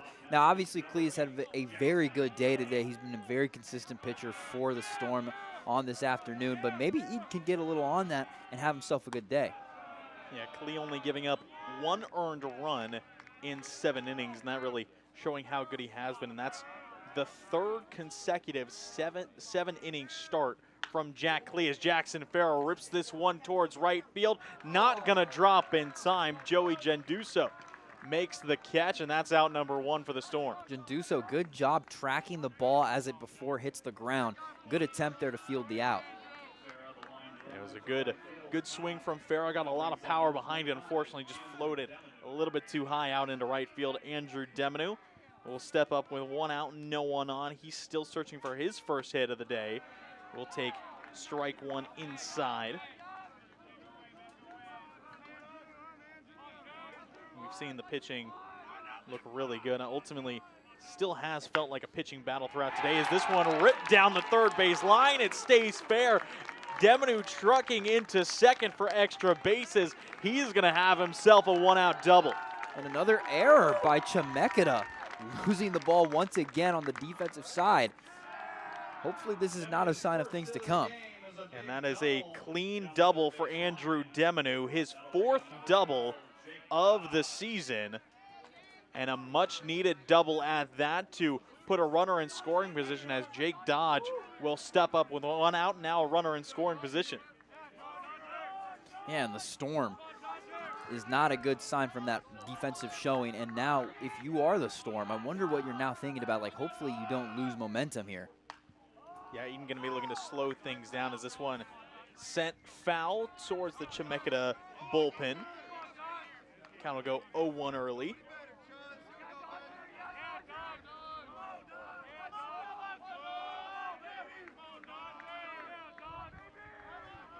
Dodge looking to turn on something towards right field. He might get the look here. No, this one going to head towards left field, but it will be into foul territory. One hopping the wall out in left, but just falling too far foul. The wind blowing that one a little bit more foul. It's moving from right to left field as of right now. And now you do mention that. The wind is starting to pick up, so you can only imagine that may have effect on pitching.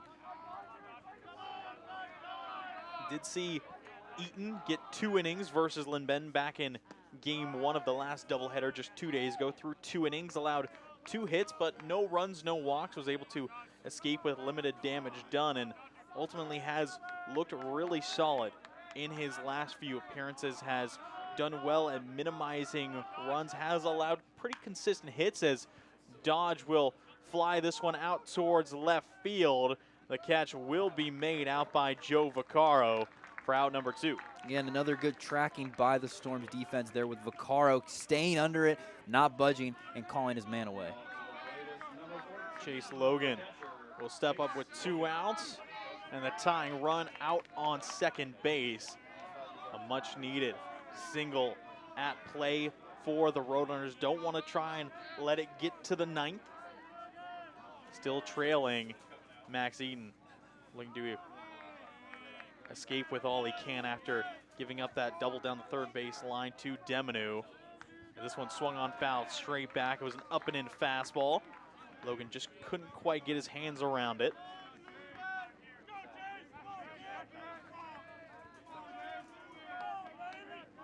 And Eaton in his last 6 innings pitched, he's only allowed 1 run, has allowed 8 hits in those 6 innings, but only 1 run. So he's allowing contact, but ultimately he's been able to get himself out of it. He's looking to do the same exact thing here. Yeah, Eaton's been having himself a good day, and he's been having himself a good season as well. So I think that Eaton is being a more trustworthy pitcher to take over for Klee after he's been having a very good start to this game.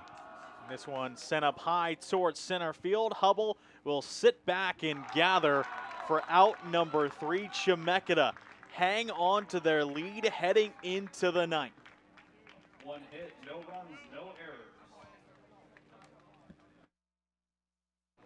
Noah Dewey back out in the top of the 9th for the Roadrunners. He's through 2 1/3 innings so far on 20 pitches, allowing no walks, no runs, and having 2 strikeouts alongside it. He has been dominant since he came out. Yeah, he really has been having himself a really good second half of this game. You know, McMullen, he did set a very high standard with that consistent pitching, but again, when it came to that 6th inning, he did let himself get away. But here, Dewey's been doing a good job of stepping up in that hole. He's looking to finish strong here in the top of the 9th, get the Roadrunners quickly back on the bats, trying to get this game back in the hands of the Roadrunners as he'll fire a great off-speed there to drop in for strike number 2. Wyatt Hooper had himself an RBI single, his only hit of the day. He's 1 for 3, looking to get a base runner on early for Chemeketa here in the top of the 9th. 0-2 pitch, this one cracked towards center field. It will drop in front of Lay. Gets away from him, as well as we'll see Hooper collect second base. So that's going to be a base hit with an error on top of it. And that will put a runner on second for Chemeketa with no outs. Again, another error for this Lynn Benton defense late in this game. That's not what you want to see at all this close of a matchup. You want to make sure you can clean that up. But overall, I still like what Dewey's been doing today. He's been having himself a very good day, and I think that if he continues up with the way he was pitching earlier in the last 2 innings, he can definitely still give Benton a chance to come back and tie it. That's been the first hit that Dewey has given up in this appearance as well. Now he'll immediately look towards Hooper as Brooks Avery keeping that one in front, almost got away from him on that second base side. But now Dewey needing to be very careful to limit the damage. Brody Hinsdale will step up to try and capitalize for Chemeketa. Hinsdale has gotten 1 at bat. He walked. Now he's going to lay down a bunt down the right side. Dewey will pick it up, fire it over to Avery on the inside of the bag.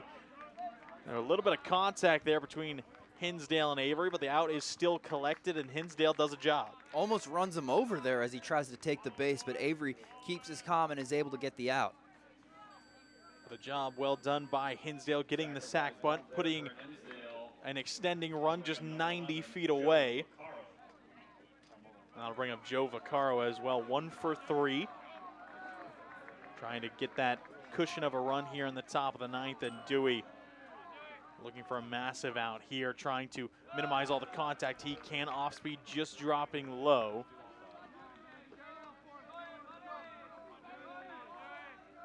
Hooper looking to score on any sort of hit, maybe any sort of contact here down into the field, and this one will be over to Starr. He'll check on the runner, and he'll fire it across. And a great job from Starr holding the runner at third and picking up out number 2. That's smart by Starr to hold the runner, see to fake him out so that he'll stay on base and then check it over to get the out.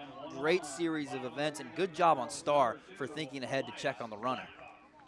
And that'll bring up Elias Blackhawk here, rounding out the bottom of the lineup for Chemeketa with 2 outs.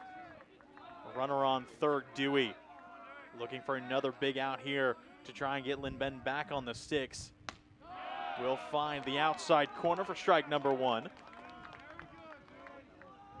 He has continued to hit his spots well throughout, been working really well with that fastball control and then mixing in that curveball slider all across the dish. As we'll drop that curveball in again. A curveball from a 6'7" pitcher almost looks impossible. It starts practically above your head and then somehow drops in. It looks like it would be just going straight, as strong as possible, but he's able to put some nice spin on it as the wind is really picking up here late. This one grounded over to Avery. He'll scoop it up and fire it over to Dodge for out number 3. And Noah Dewey continuing to impress in this appearance. He'll get out of another inning with no runs allowed. That'll send us to the bottom of the 9th. Linn still trailing by 1.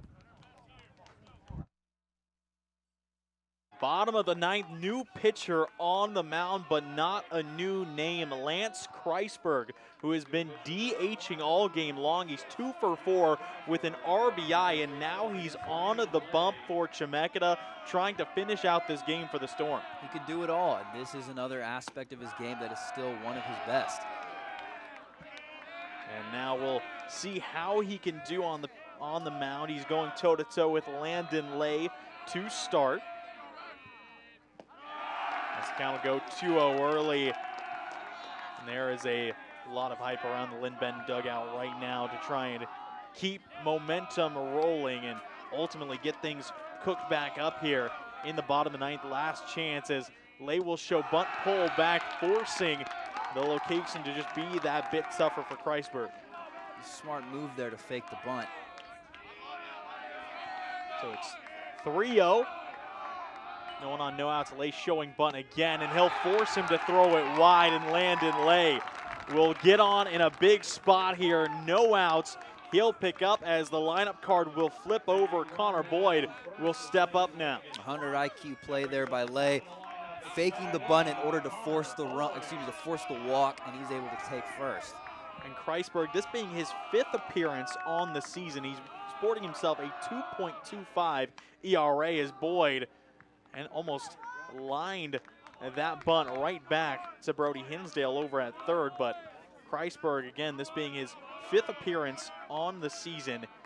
And the biggest thing right now, his K per 9 is 11.25. He's got 5 strikeouts in just 4 innings on the season. That's pretty impressive. He clearly has an arm. He's able to read the hitters well, and he's able to place the ball where it needs to be. He's got himself a nice precision with that eye.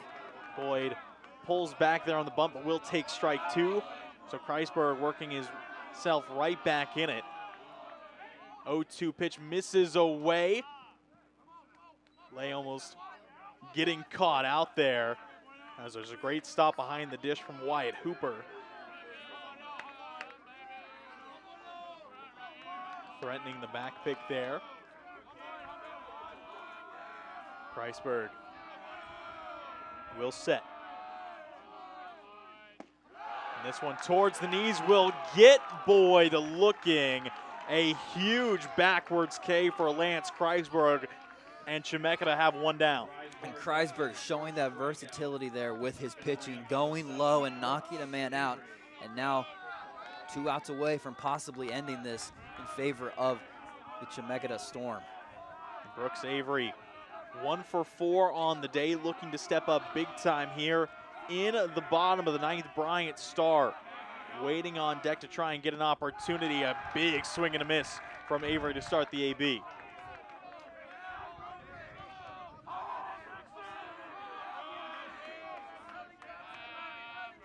Oh, 1 out, 1 runner on. Kreisberg not seeming to worry about Lay too much. Will miss this one outside. Count will go 1-1. Kreisberg laying some pressure on here.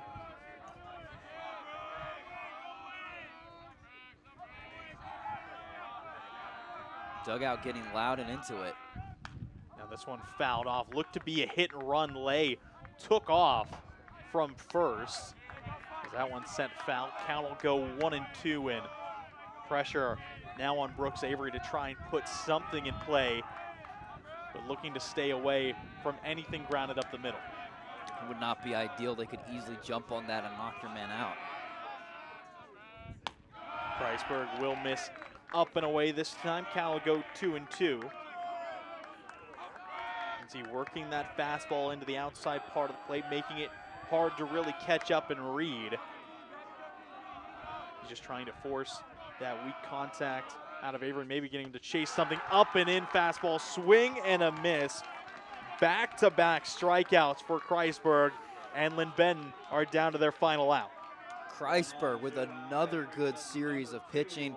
He's been doing a great job, and now you see why you'll put him in at a moment to now slide the dagger in. And Bryant Starr will step up, 2 outs, 1 on.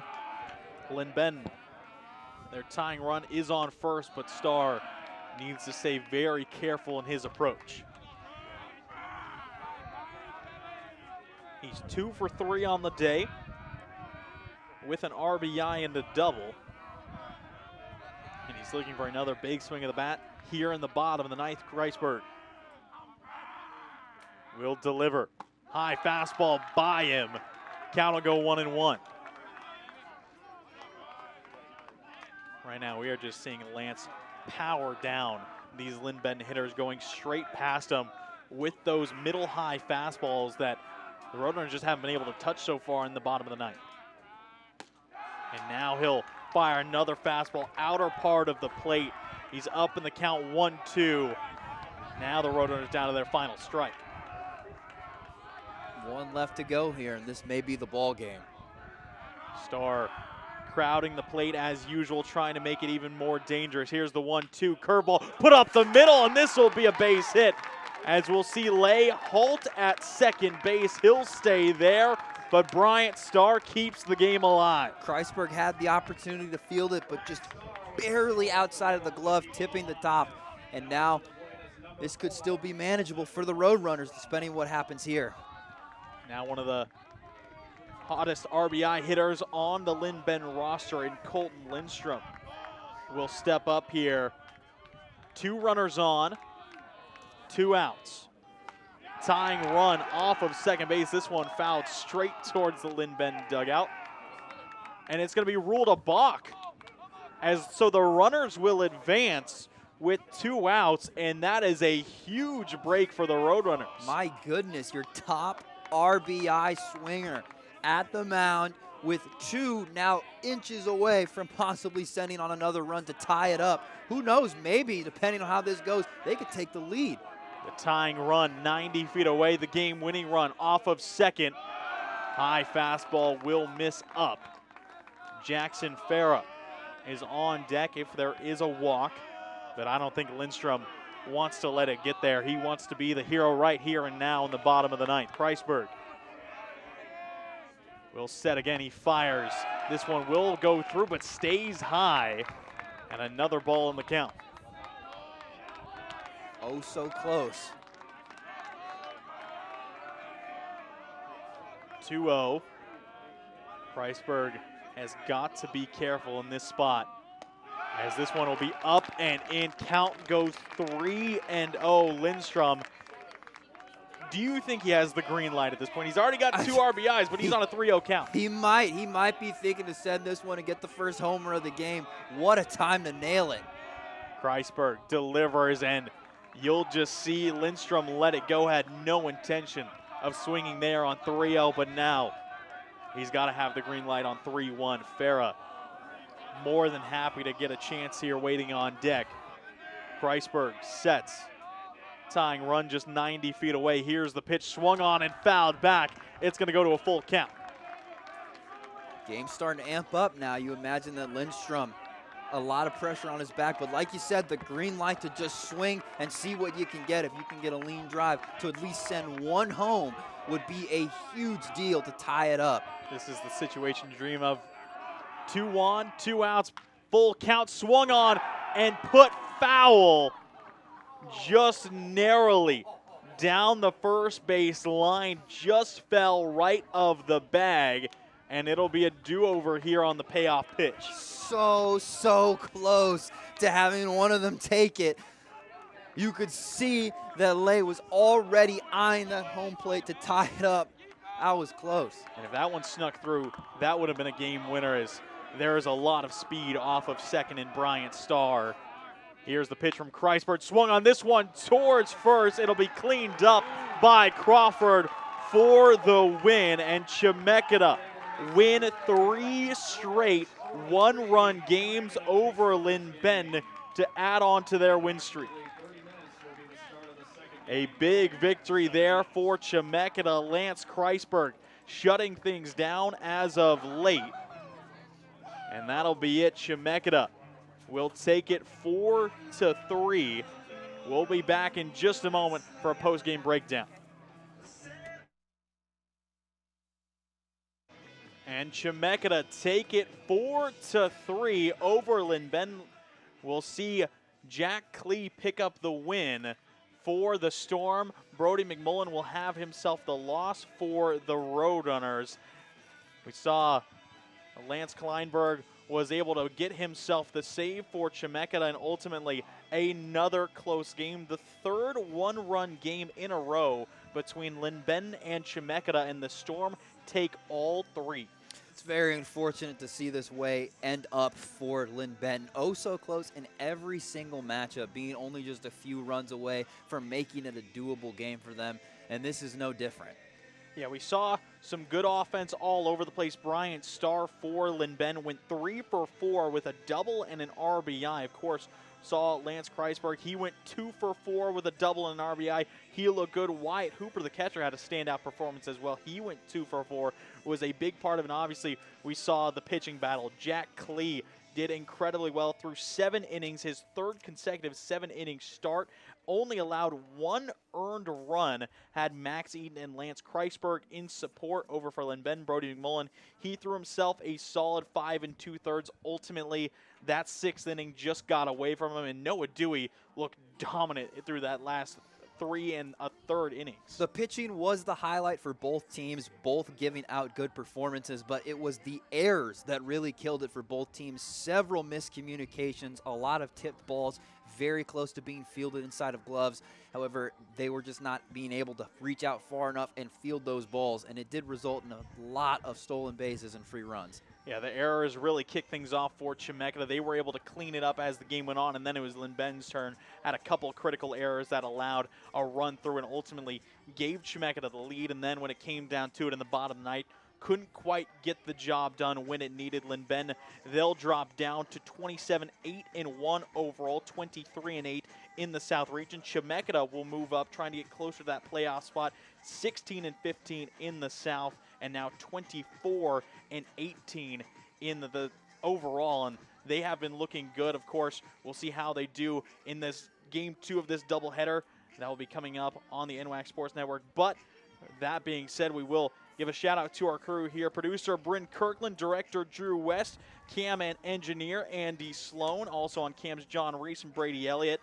Having alongside myself Nick Munoz getting the start, and Ben Agmon doing audio graphics, Caden Ross, Elijah Zeigler on engineer, and also shout out to our advisor in Steven Sandberg and in Mark Majeski and Tim Mollerstrom for Linn-Ben. It has been a beautiful day for baseball, and what a game we had once again. It's been Brad Whitman and Nick Munoz signing off for KBVR TV. We'll see you next time.